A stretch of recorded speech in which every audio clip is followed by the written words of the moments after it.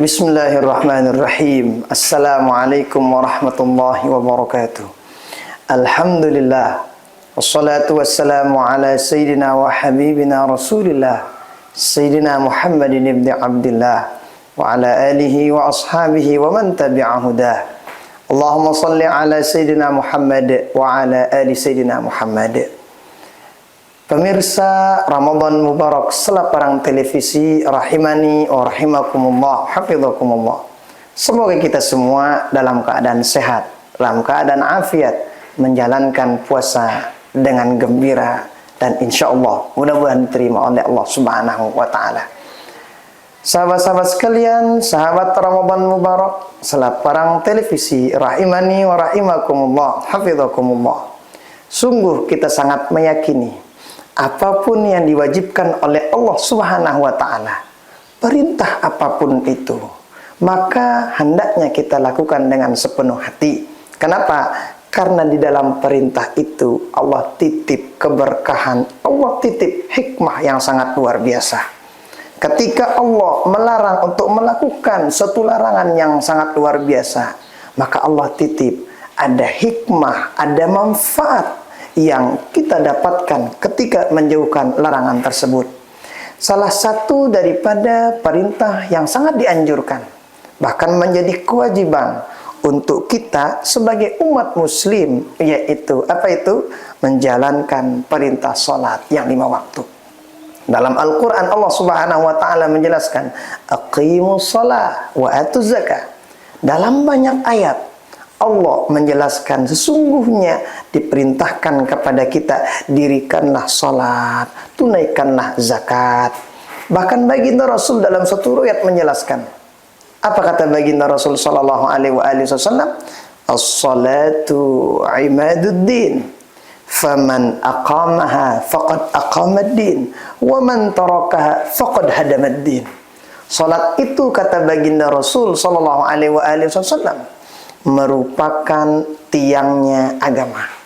Maka siapa saja yang sudah bisa menjalankan tiang agama ini dengan baik, sudah bisa melakukan sholat dengan baik, sungguh dia sudah membuat tiang agamanya makin baik, makin mantap, makin hebat.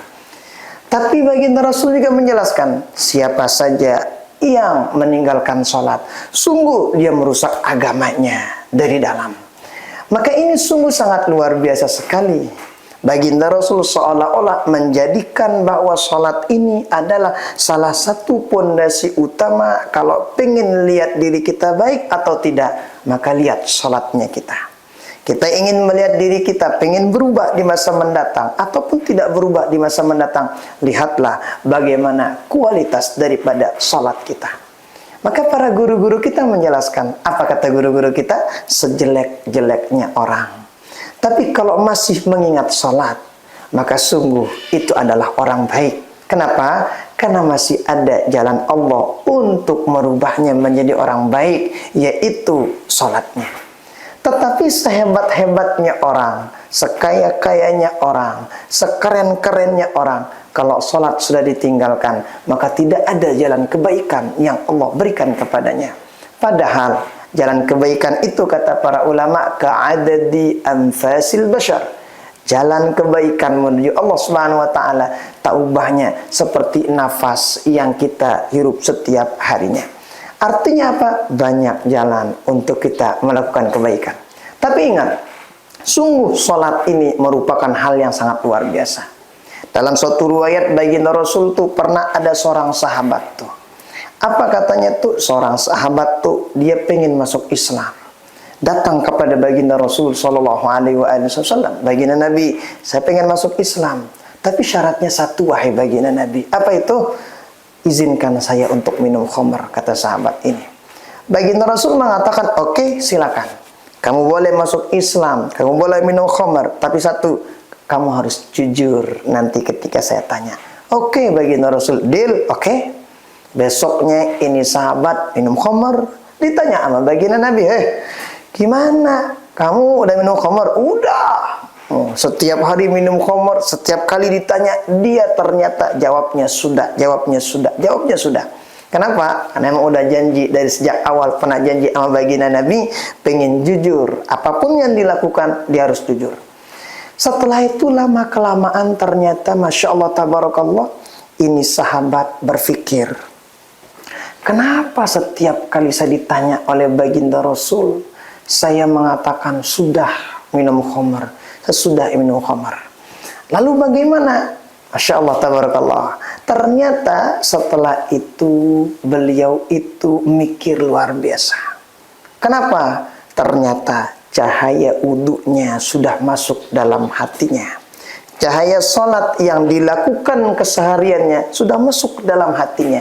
Ternyata dengan sendirinya beliau itu tidak minum khamar lagi.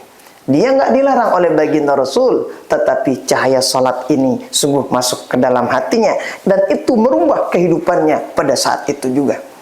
Sahabat Ramadan Mubarak, rahimani wa rahimakumullah, selaparang televisi yang dirahmati Allah Subhanahu wa taala.